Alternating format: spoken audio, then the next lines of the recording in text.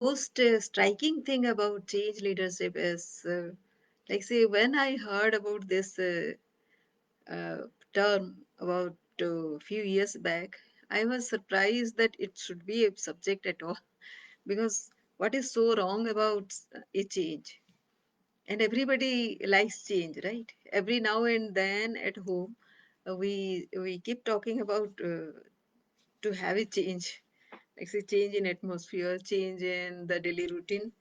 But why not at workplace? So when it comes to workplace change, one gets very uh, afraid about everything, right? And the emotional disable also comes in, and people are normally very very scared.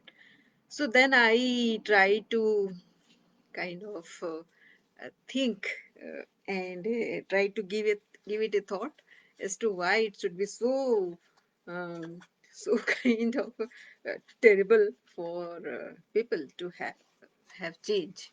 So um, it was like kind of it takes a lot of emotional coping, so which is why people are unhappy about it. But when change is not under anybody's control, then what to do? It has to be adapted, right?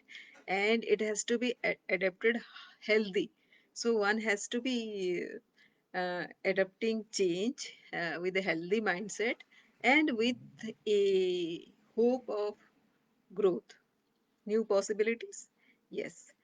And I forget, but it might be Michael Jordan who told that life is 10% of what is happening and 90% of what we are allowing it to be, and allowing it to, like say, create in our way or something like that. So it means we are 90% in control all the time, right?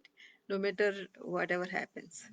So 68% of employees, research say, that they would be rather unhappy than being uncertain. When change happens, like say, the most terrible thing that happens is the leadership starts acting very strangely, and that is the most unfortunate thing that is happening. So that is why the subject of uh, change leadership, why it is so important. And so um let us like say how to start. There are kind of what kind of change leadership that normally we expect in the COVID-19 situation. What happened? What was the most terrible thing that has happened? Of course, loss of livelihood for so many of people at the bottom of the pyramid, that has happened. But normally what has happened is, in my case, it was say increase in emails, maybe thousandfold, I can say. And it was not from the employees. Most of the time it was from all over the place, from the industry, and many invite for webinars, and the boss has to say something, he has to send a mail, and the colleagues at remote places, as it is, they were sending mails. Then other people, they were trying to tell their situation, then they are sending mails, they are trying to discuss these things, they are arranging webinars, and the mailbox is full of emails which are not related to kind of daily daily daily work that we were used to. So that was the most difficult thing. And because the number of emails were so many, the essential emails were missing. And for me, I needed to be reminded by a WhatsApp messages. So that means I was looking at the WhatsApp more often, and somebody who is sending me that WhatsApp message, he is losing his time, and actually I am spoiling his time. And of course, there is no question of multitasking, because if you are thinking of doing something peacefully, several things you normally I plan a lot, 5 to 10 items in a day to do in my to do list, and several of them are done simultaneously. I have opened so many browsers, and each browser will have something. Some pop up comes, some a notification comes, and I react. So those are the daily way of work that I do. And uh, suppose somebody has to send me a WhatsApp as well, apart from those notifications, then how many notification I will get? I'll get an email to deal with. I have to read the WhatsApp message. So those are wastage of time. So how to deal with all those uh, in this time? Then, like say, then we needed to ask some 5 questions, like say what role I have. Do I have to take approvals? Do I have to um, say I have to be responsible for a group of people directly now, over the mail, over the phone? And then when these things happen, then what are the changes that have happened? Those indicators have to be defined, like what capabilities people have to be trained at. Like say, we were trained on handling Zoom meetings, which we were earlier, our admin was doing. That we needed to do now. We have to convene several meetings, which we need to do. We needed to learn Google Meet, Hangout, and several other things which we wouldn't have known otherwise. Those things have happened.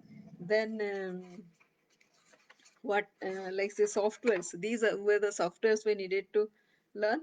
But again, uh, these things, like say the six important things that we needed to, any leadership needs to take into accounts are, like say, when a change happens and one needs to take action, this action cannot be a solo action. One cannot act in silo, and there has to be a team of people who are actually supporting this decision, and it has to be a group activity, group kind of decision. Then if suppose there is a merger happening in this COVID time, there were mergers happening, those were quite possible. And if two teams are getting merged, then the role clarity is not there, and many people actually come into confrontation without any need. So those barriers of gelling of teams, so this is one example where people can come in. Then trigger urgency, people like say all the teammates, they have to take quick decisions, right? And the indecision that actually cost the budget. Sometimes the competition will go up, and that actually creates a lot of difficulty. So the leadership positions, those are in leadership positions, those are required to be calm. They have to be very candid in their communication. Then they need to have clarity, what they say, what they do, and what they intend. Like say, there can be a fault in the execution, what they say. There can be a miscommunication, but intention cannot be wrong, right? If there is a mistake in intention, and the intention is kind of very mm, confusing, then the trust factor comes in. Trust actually evaporates very quickly. So that needs to be taken care of. Consistency, yes, whatever you intend, that consistency in thought process has to be there.